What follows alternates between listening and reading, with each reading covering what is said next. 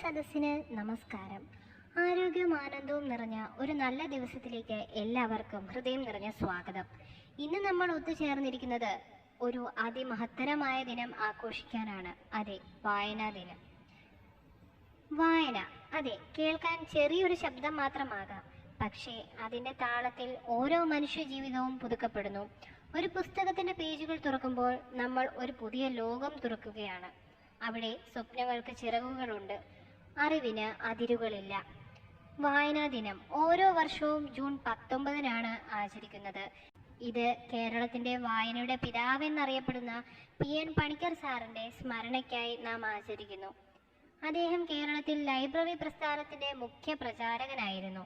അദ്ദേഹം വിശ്വസിച്ച വാക്യം ഇന്നും നമ്മെ വഴി നടത്തുന്നു. വായനയുടെ ആവശ്യകതയെപ്പറ്റി നാം പറയുകയാണെങ്കിൽ, വായന നമ്മെ അറിവിലേക്ക് നയിക്കുന്നു, ഭാഷയും ആശയവിനിമയ ശേഷിയും വളർത്തുന്നു, വികാരബോധം സമൃദ്ധമാക്കുന്നു, ജീവിതം മനസ്സിലാക്കാൻ സഹായിക്കുന്നു. ഒരു നല്ല പുസ്തകം ഒരാശാനാണ്, ഒരു പാഠശാലയാണ്, ഒരു ശാന്തിയുള്ള സുഹൃത്താണ്. പ്രിയ സുഹൃത്തുക്കളെ, നമ്മുടെ ദിവസത്തിൽ 15 മുതൽ 30 മിനിറ്റ് പോലും വായനയ്ക്ക് നൽകുന്നത് നമ്മുടെ ജീവിതത്തെ മാറ്റുന്ന വലിയൊരു കാര്യം തന്നെയായി മാറിയേക്കാം. നമ്മുടെ മുകളിലുള്ള സോഷ്യൽ മീഡിയ നോട്ടിഫിക്കേഷൻസ് കാണുമ്പോൾ നാം ഓടിച്ചെല്ലുന്നു.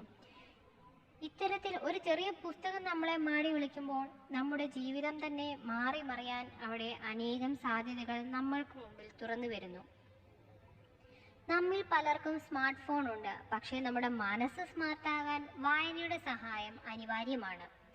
ഇന്ന് വായനാ ദിനമാണ്, പക്ഷേ വായന ഒരു ദിനം മാത്രമല്ല.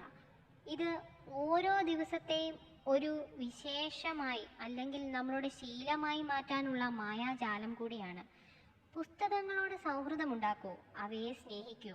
അത് നമ്മെ തിരിച്ചടിക്കില്ല, മറിച്ച് ഉയർത്തും. ചെറുതായിരുന്നാൽ കൂടിയും ഇന്നു തന്നെ ഒരു പുസ്തകം എടുത്തു വായിക്കുക. ഒരു പുതിയ ലോകത്തിലേക്ക് കടക്കാൻ ഈ ഒരു വായനയാകട്ടെ തുടക്കം. വായിക്കൂ, വളരൂ, വിജയിക്കൂ. നന്ദി.